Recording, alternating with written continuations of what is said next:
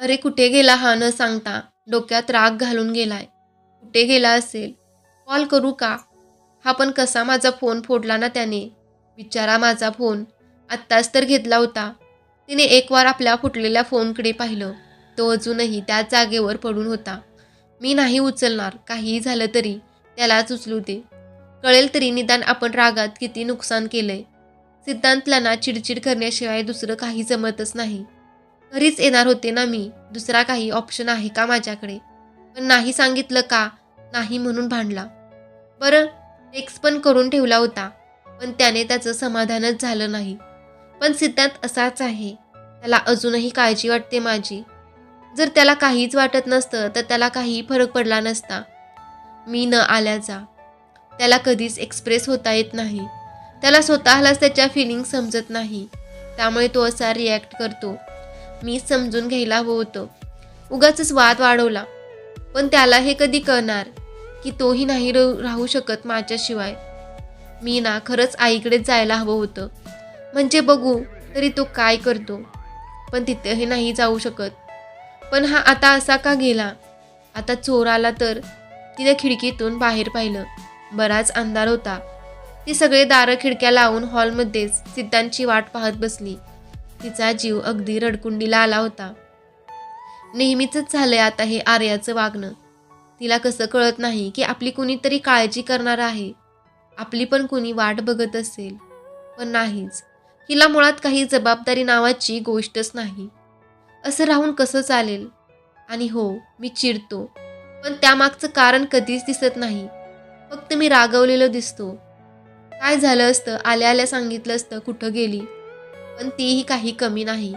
वरून मलाच बोलते मेसेज केला होता म्हणे. पण मीही थोडं ओव्हर रिॲक्टच केलं. येणारच होती ना घरी.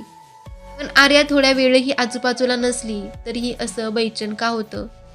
किती ठरवतो मी की नाही चिडायचं तिच्यावर. पण प्रत्येक वेळेस कंट्रोलच राहत नाही. का होतं असं? आज तर रागात तिचा फोन पण फुटला माझ्याकडून. काय करत असणार आर्या आता? त्याने घड्याळाकडे पाहिलं.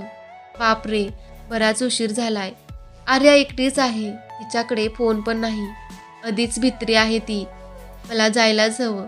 काही झालं तरी तिला असं एकटीला सोडायला नको होतं. काय झालं असेल बिचारीचं? नाही, ती बिचारी नाही आहे. पण मी नको जायला. तिलाही कळू दे कसं वाटतं कुणी सोबत नसलं की. पण ही रात्रीची वेळ आहे. नको, मी जातोच. तो घरी पोहोचला. आर्या झोपली की काय? सगळे दारं खिडक्या बंद आहेत. त्याने बेल वाजवली. पण कुणीही दार उघडलं नाही. शेवटी त्याच्या जवळच्या कीने दार उघडलं. आर्या, अगं जागीच आहेस ना? मग दार का नाही उघडलं? मला ऐकूच नाही आलं. आता ह्याला काय सांगू, मला भीती वाटत होती. काय? ऐकू नाही आलं? अगं इथंच आहेस ना तू, असं कसं ऐकू नाही आलं? घाबरली होतीस का तू? छे, मी का घाबरणार आणि कुणाला घाबरणार? हो का? आर्या हे बघ, खोटं बोलता येत नाही ना, तर प्रयत्न करू नये. एकदा चेहरा बघ तुझा, स्पष्ट भीती दिसतीये. तो हसून म्हणाला. ह्याचं काय जातं हसायला? इथं भीतीने जीव जाण्याची वेळ आली होती माझी. त्याचं त्या खाली पडलेल्या फोनवर लक्ष गेलं. त्याला वाईट वाटलं. त्याने उचलला. सॉरी आर्या, मी थोडं ओव्हर रिॲक्टच केलं. आता काय सॉरी म्हणून फायदा? माझा फोन तर गेला ना. येणार आहे का सॉरीने परत? तिचा मनातच विचार चालू होता. आर्या, मला माहिती आहे मी सॉरी म्हणून तुझा फोन परत येणार नाही आहे. पण मी इंटेन्शनली नाही केलं ग. तू कधीच इंटेन्शनली नाही करत. नाही सिद्धांत. प्लीज आता ह्यावर डिस्कशन नको. मला झोप येत आहे. Good night. आणि ती तिथून निघाली. आर्या, त्याने आवाज दिला. पण ती तिथे थांबलीच नाही. आर्या खरंच खूप हर्ट झालेली दिसते. होईल नॉर्मल. वेळ द्यावा लागेल. आज आर्याला थोडी लवकरच जाग आली. सिद्धांत अजूनही झोपेतच होता. किती शांत झोप लागलीये सिद्धांतला. झोपेतच शांत असतो. हा फक्त उठला की परत काहीतरी कारण काढून चिडेल माझ्यावर. काल सॉरी म्हणाला म्हणा. त्याचा रागही जास्त वेळ टिकत नाही. थोड्या वेळाने सिद्धांत खाली आला. काय आर्या, आज लवकर कशी काय उठली? बरं वाटतंय ना तुला? अशी काही प्रथा आहे का की रोज तूच लवकर उठलं पाहिजे? त्याच्या प्रश्नातील खोचकपणा ओळखून त्याला उत्तर दिलं. नाही, तो निमूटपणे म्हणाला. ए आर्या, आणि तू किचनमध्ये काय करतीये? बाहेर ये. ती पटकन बाहेर आली. का, काय झालं? काही आहे का तिकडं? तू होतीस ना एवढी मोठी. तुला काय म्हणायचं आहे नेमकं? तिने थोडंसं रागानेच विचारलं. हे बघ आर्या, आज काय एक्सपेरिमेंटल नको म्हणून बोलावलो. मी तुला म्हणालो ना मी शिकवतो, मग का करतीये? हे बघ, आणि आता सकाळी सकाळी मला वाद नको. बरं बरं, मलाही वाद नकोच आहे. सांग काय करू? खरं तर तिला आता त्याच्या बोलण्याचा राग येत होता, पण तिने त्याचं ऐकण्याचं ठरवलं. आर्या, तू ना व्हेजिटेबल्स कट करायला घे. काय? असले चिल्लर कामं मी करू? हे बघ, काम असं चिल्लर वगैरे काही नसतं, काम असतं. आणि आपल्याला बेसिकपासून शिकायचं आहे ना, मग घे कट करायला. काय कटकट आहे ह्याची? इतक्यात बेल वाजली. आर्या निघणारच होती बघायला, पण सिद्धांत गेला लगेच. वेलकम आयुष, आज सकाळी सकाळीच आमची आठवण आली. अरे, आज सकाळचा क्लास ऑफ होता, मग इकडे आलोच होतो, तर म्हटलं तुला भेटावं. तू इथे काय करतोय सकाळी सकाळी? नक्की बंक मारून आला ना? आर्या त्याला पाहून म्हणाली. काय ग, अतिथी देवो भव वगैरे काही असतं, तुला माहिती नाही का? आणि मी काही सांगितलं तरी तुझा विश्वास नाही बसणार. जाऊ दे, मुळात मी तुला भेटायला नाही आलोय, मी सिद्धांत जिजूला भेटायला आलो. बरं पाणी आण मला, आयुष म्हणाला. आर्या, अगं पाणी दे ना, तो मागतोय, सिद्धांत तिला म्हणाला. तुझ्याकडे आलाय ना तो, मग दे तू, ती म्हणाली. इथे एक कमी होतं मला त्रास द्यायला, त्यात हा भरीतभर. तिने त्याच्या दोघांकडेही दुर्लक्ष केलं आणि तिने आपल्या कामावर परत कॉन्सन्ट्रेटेड केलं. दीदी, हे घे, मी तुझ्यासाठी काय आणलंय. काय बघू? ती पटकन त्याच्या जवळ गेली. हे घे, स्ट्रेपसिल्स. तिने घेतली आणि हातातून काय? आर्या, तुला स्ट्रेपसिल आवडतात? सिद्धांतने आश्चर्याने विचारले. नाही रे. मग का घेतलं? त्याने दिलं म्हणून. हा पण आयुष, तू का दिलं मला? ती म्हणाली. अगं हे बघ, सिंपल आहे. तू आता मी आहे तोपर्यंत मला ओरडत राहणार, मग तुझा घसा दुखेल, दॅट्स इट. सिद्धांतला त्याचं लॉजिक ऐकून आणि आर्याचा चेहरा पाहून हसूच कंट्रोल झालं नाही. तू काय हसतोय? काही जोक चाललाय का इथे? आर्या सिद्धांतला म्हणाली. आणि आयुषनी तर आज ठरवलंच वाटतंय की माझी वाटच लावायची. सिद्धांत समोर कशाला बोलतोय हा? त्याला तर मज्जाच येत असेल. तिने त्याला स्ट्रेपसिल फेकून मारले. तूच खा, आणि मी ना आता बोलणारच नाही तुझ्याशी. ए काय रे आयुष, मगाचपासून बघतोय मी, का खेचतोय रे तिचे? ती बिचारी काही बोलत नाही म्हणून असं वागतात का तिच्याशी? सिद्धांत आयुषला नाटकी रागावून म्हणाला. ए जिजू, दिस इज नॉट फेअर. हा, तू माझ्या पार्टीतला आहेस ना, मग तिच्याकडून काय बोलतोय? आज ह्याला माझा इतका पुळका का येतोय? स्ट्रेंज. नाही, चांगलंच आहे. ॲटलिस्ट सिद्धांत माझ्या बाजूने बोलला तरी. अरे मग काय, मोठी बहीण आहे ना तुझी ती, मग असं वागतात तिच्याशी. अरे तुला काय झालं अचानक? आमचं चालूच राहतं. हो, मग काय झालं म्हणून ते तिला असं बोलणार? आणि मला नाही आवडत बरं तिला कुणी असं बोललेलं. सॉरी, तुला राग आला असेल तर. त्याला मध्येच थांबवत. हां, आता नाही कळत एखाद्याला जोक्स म्हणून काहीही बोलायचं. तो आयुषला टाळी देत म्हणाला. अरे चिवचू, तू पण ना. घाबरलो ना मी, तरी म्हटलं हा कसा पलटला. काय रे सिद्धांत, तुम्ही दोघे पण सारखेच आहात. ते दोघेही हसत होते. ए दीदी, तुझा फोन बघू ग, आयुष तिला म्हणाला. आता मात्र आर्या आणि सिद्धांत दोघांचाही चेहरा पाहण्यासारखा झाला. कशाला हवाय तुला? काय रे, तुझ्याकडे तुझा आहे ना, मी मागते का तुला कधी? आर्या त्याला काही कळू द्यायचं नाही म्हणून बोलत होती. अरे तुला फोनच हवा ना, माझा घे. ती नाही देत तर का तिच्या मागे लागलाय? सिद्धांत त्याला म्हणाला. बघ, शिक त्याच्याकडून काहीतरी. किती पटकन हो म्हणाला. नाही तर तू. थँक्स जिजू, पण मला तुझा नको आहे, तिचाच हवाय. कारण मला त्यामध्ये काही बुक्स डाउनलोड केले आहेत, ते मला हवे आहेत. अरे बापरे, असं आहे का? तू एक काम कर ना, तू पुन्हा डाउनलोड कर त्यात काय, सिद्धांत त्याला म्हणाला. अरे पण का? हिच्याकडे आहे ना, दिला तर काय होतो? अरे का हा इतका जिद्दीलाच पेटला? सिद्धांत मनातच विचार करत होता. हे बघ आयुष, तू तुझे कुठले बुक्स आहेत सांग, मी मेल करते तुला. और पिढीमध्ये देते, पण संध्याकाळी, आत्ता नाही, आर्या त्याला म्हणाली. बरं ठीक आहे, पण तू थोडा वेळ दिला असता तर काही झालं असतं का? असेच असतात मोठे. अरे ठीक आहे, देते म्हणाली ना, सिद्धांत त्याला म्हणाला. बिचारा आयुष, किती चेहरा पडला त्याचा. पण काय करू, त्याला काय सांगणार? त्याला जर फोन दाखवला असता तर त्याने 100 प्रश्न विचारले असते आणि त्याला संशय जरी आला असता ना की आमच्यात भांडणातून फुटला तर झालंच होतं मग. ती तिच्याच विचारात होती. आऊच. तिच्या आवाजाने दोघेही तिच्या जवळ आले. काय झालं? आर्या, अगं किती रक्त येतंय. अरे काही नाही, माझंच लक्ष नव्हतं म्हणून बोट कापलं. वेट, मी फर्स्ट एड किट आणतो, सिद्धांत म्हणाला. दीदी दुखतंय का गं? असं कसं गं तुझं लक्ष नसतं? बघू, आण. त्याने तिचा हात घेतला आणि बँडेज करू लागला. आर्या, अगं बघ किती लागलंय. कसं गं किती रक्त गेलंय? माझंच चुकलं, मी उगाचच तुला हे काम दिलं. अरे काहीच नाही झालं सिद्धांत, तू इतका का पॅनिक होतोय? आणि बघ, आणि असं बघ आता थोड्या वेळात बरं होईल, आर्या त्याला म्हणाली. काही नाही, काय काही नाही, तुला काही कळत नाही. आर्या, कसं होईल ग तुझं? असं कसं लक्ष नव्हतं तुझं? दीदी, त्रास तर होत नाही ना? आपण डॉक्टरकडे जायचं का? नाही रे, मला काहीच नाही झालं. तुम्ही दोघेही इतके काय ओव्हर रिॲक्ट करताय? मला तेच कळत नाही आहे.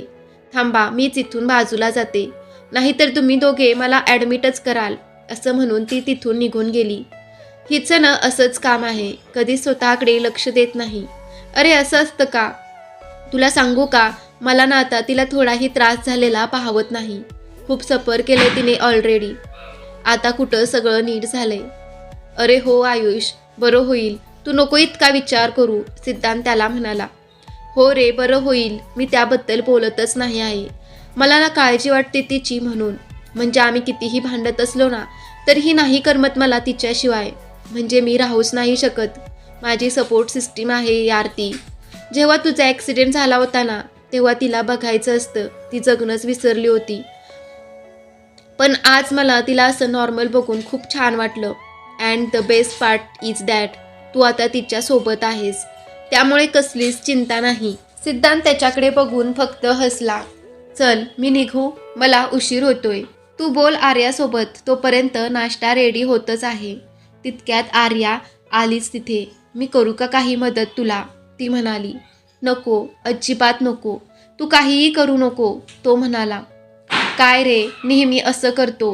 मी मुद्दामून नाही कापून घेतलं, झालं चुकीनं, ती म्हणाली.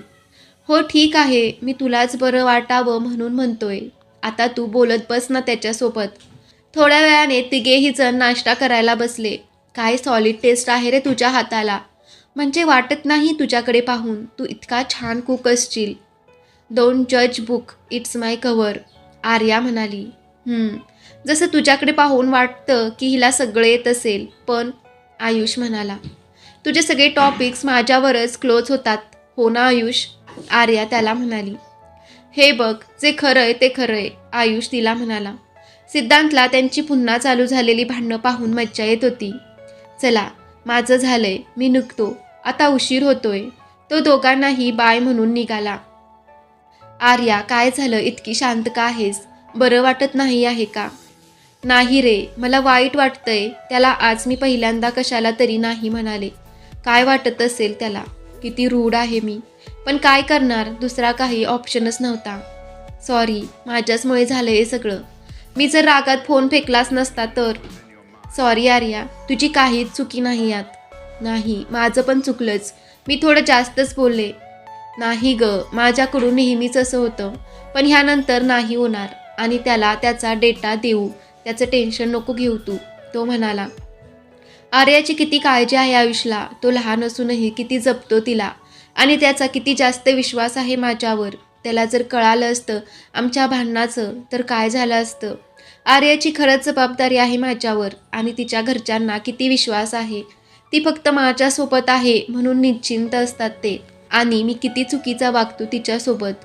माझ्यासाठी गोष्टी जराही स्वीकारायला कठीण असतील तरी त्यात तिचा काहीच दोष नाही, हे सत्य मला नाकारून चालणार नाही. मी तिला बायको म्हणून कधी स्वीकारेन माहिती नाही, पण एक मित्र म्हणून तर मी तिच्यासोबत चांगलं राहू शकतो. सिद्धांत, काय करतोय तू हे? आपण ऑफिसच्या कॅन्टीनमध्ये आहोत. घर आहे का हे आपलं? बोलू नको, जेवून घे पटपट. झालं माझं, बाकी आहे, तो डटावूनच म्हणाला. तू इतकाने प्रेमाने भरलं माझं, त्यातच पोट भरलं. बास आता. मी काही तुझं ऐकणार असं वाटतं का तुला? ती मानेनेच नाही म्हणाली. आणि तुझ्या बोटांना लागले आहे, तुला त्रास होत होता म्हणून मी हे करतोय, नाहीतर मला हौस नाही आली. अरे हो, पण मला जेवताच येत नव्हतं. असं तर नव्हतं ना? कसं वाटतंय इथं? काय कसं वाटतंय लावलंय ग? कोण काय बोलणार आहे? आणि बोललं तरी मी म्हणेल माझ्याच बायकोला खाऊ घालतोय. तुझा स्वभाव पाहता तुला कोण काय बोलणार हिम्मतच नाही होणार. ह्याचं म्हणजे ना सगळं अतिच असतं. ती मनातच विचार करत होती. काही अति नाही आहे, जास्त विचार नको करू.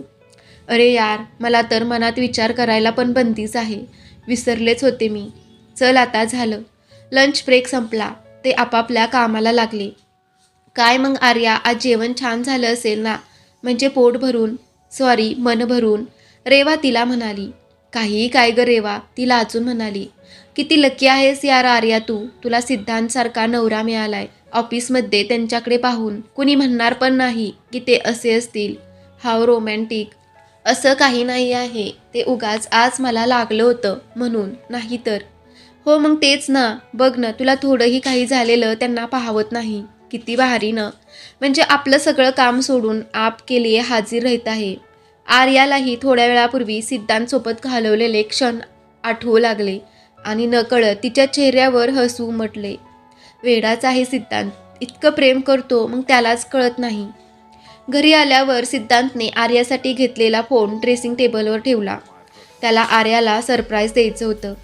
आर्या टेबलजवळ गेली पण तिने काहीच रिॲक्ट केलं नाही. सिद्धांतला वाटलं तिचं लक्षच नसेल म्हणून त्याने जागा बदलली, तिला स्पष्ट दिसावं म्हणून. त्याने बेडवर तिच्या जागेवर ठेवला. ती आली. तिने बॉक्स बाजूला ठेवला आणि ती तिथे बसली. किती मंद आहे ही. थोडी पण एक्साइटमेंट नाही. निदान काय आहे म्हणून तरी बघावं. कमाल आहे. शेवटी त्यानेच कंटाळून तिला तिच्या हातात दिला. काय आहे हे? आर्यानं विचारलं. गिफ्ट आहे माझ्याकडून. काय गिफ्ट? अचानक? काय झालं सिद्धांत? एक मिनिट. आज तर असं काही स्पेशल ओसिजन नाही की तुम्हाला गिफ्ट द्यावं. किती प्रश्न असतात ग तुझं. आधी बघ तरी. तिनं उघडून बघितला. Wow, new phone. तिचा चेहरा एकदम आनंदी झाला, पण क्षणभरासाठीच. थँक्स सिद्धांत, पण सॉरी, मी नाही घेऊ शकणार. का? आवडला नाही का? नाही रे, प्रश्नच येत नाही न आवडण्याचा. पण मला इतके महाग फोन वापरण्याची सवय नाही आहे. ठीक आहे ना, आत्ता करून घे. नाही, नंतर मोडायला फार जड जातात. मला नंतर झेपणार नाही. सिद्धांतला तिच्या बोलण्याचं फार वाईट वाटलं. त्याचा चेहरा एकदम पडला. इतकं का तोडून बोलते आर्या? तो मनातच म्हणाला. आर्याला त्याला वाईट वाटलं हे जाणवलं. हे बघ सिद्धांत, असं नको समजू की मी हा नाही घेतला म्हणजे तुझ्याकडून कोणताच नाही घेणार. फोन तर घेणार तुझ्याकडूनच, कारण तूच फोडला ना. फक्त दुसरा मी सांगेल तो. ती हसून म्हणाली. त्याचा चेहरा एकदम खुलला. सांग, लगेच घेऊ, तो ही आनंदाने म्हणाला. आर्या इतर मुलींसारखी नाही आहे हे निश्चित. कुठली मुलगी अशी सहजासहजी मिळणाऱ्या गोष्टींना नाही म्हणते. पण आर्या खरंच वेगळी आहे, स्वाभिमानी आहे, मुळात वास्तव्याचे भान ठेवून आहे. किती कठीण आहे हे सगळं खरंच. आम्हालाच माहिती नाही पुढे काय होईल. आर्याची आता इतकी सवय झाली आहे की सुरुवातीला जी कटकट वाटायची, आता ती आजूबाजूला दिसली नाही तरी करमत नाही. ती सोबत असली की काहीच वाटत नाही, पण नसली की ती भयान शांतता खायला उठते. पण आर्या, खरंच ग्रेट आहेस तू. मानलं तुला. तो एकटाच विचार करत होता. किती सोपं आज सिद्धांतसाठी मला फोन देणं. मी नाही म्हटल्यावर मला क्षणभर वाटलं की तो चिडेल, रागवेल आणि जबरदस्तीने का होईना तो फोन मला देईल. पण तो नाही तसा वागला. त्याने नाही दिला फोन. उलट त्यानेही माझ्या मताचा आदर केला. आणि योग्यच नव्हतं मी त्याच्याकडून घेणं. तो आज सोबत आहे, पण पुढचं काय? कारण वास्तव फार भयान आहे. पण एक मात्र खरं आहे, ते म्हणजे माणूस हा मुळातून कधीच नाही बदलत. तो फक्त परिस्थितीनुसार बदलतो. सिद्धांतचंही नेमकं तेच झालंय. तो जे वागतो तेही परिस्थितीमुळेच. म्हणजे मुळात त्याचा स्वभाव, मोरल्स काहीही बदललेलं नाही. तो त्याच्या मतांवर तटस्थ असतो. ह्या सिद्धांतावर मी प्रेम केलं होतं आणि आजही तो अगदी तसाच आहे. तर मित्रांनो, आत्तापर्यंतची कथा कशी वाटली कमेंट करून नक्की कळवा. आवडल्यास लाईक करा. अशाच नवीन नवीन गोष्टी ऐकण्यासाठी आपल्या चॅनेलला सबस्क्राईब करा. धन्यवाद.